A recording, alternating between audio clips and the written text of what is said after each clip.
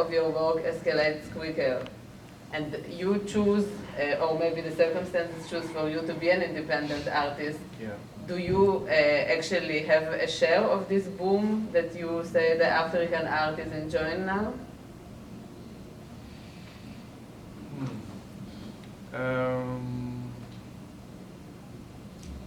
I'm happy that the contemporary African art is having the recognition it deserves, because it hasn't been getting the recognition it deserves for a very long time.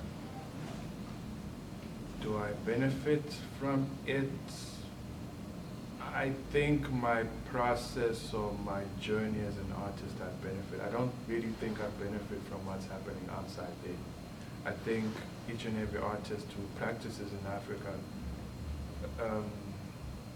unless you're doing art fairs, you're doing international shows, those kind of things, that's when you could actually say you're benefiting, because there were people before you who were doing it, so therefore they created a space for you to go through with your work and whatsoever. But I think it's much more about you as an artist practicing and having a fresh look, having fresh ideas in your work that people might be more interested in investing in you. So I don't know. I can't really. I think the people who have bought my work or the people who have supported me in my journey as an artist are people who just saw the raw talent. I don't think it's about because the contemporary art scene is booming or whatever. I think it's just somebody believing in what I do and then also having the faith, and then they're saying, okay, we're willing to do this, to invest in this person, rather than because rather than being at the Venice Biennale or in some international show somewhere, you know. So I don't really think so. But you did a few international shows, if I'm not mistaken, England and France and Italy and the US. Was it actually beneficial in your journey to build yourself as an artist, to make a living of that? Or is it more something that you do in order to later use that as some kind of basis for pricing your work higher or placing yourself on that pedestal? I think it was about the extension of the narrative and how much I can push it to where, okay, so these things came from people wanting me to take part in them. So it wasn't necessarily, it wasn't about the money, because I guess I was paying to be there. So it was much more about investing, which was something I never even knew when I came down here. That you will have to pay to be exhibited somewhere. Yeah. Yeah, and that's something I think that actually not many people outside of the art world know, how often you need to even pay to apply for a competition. Yeah. So, I mean, the reason is also to build up the portfolio, like the resume.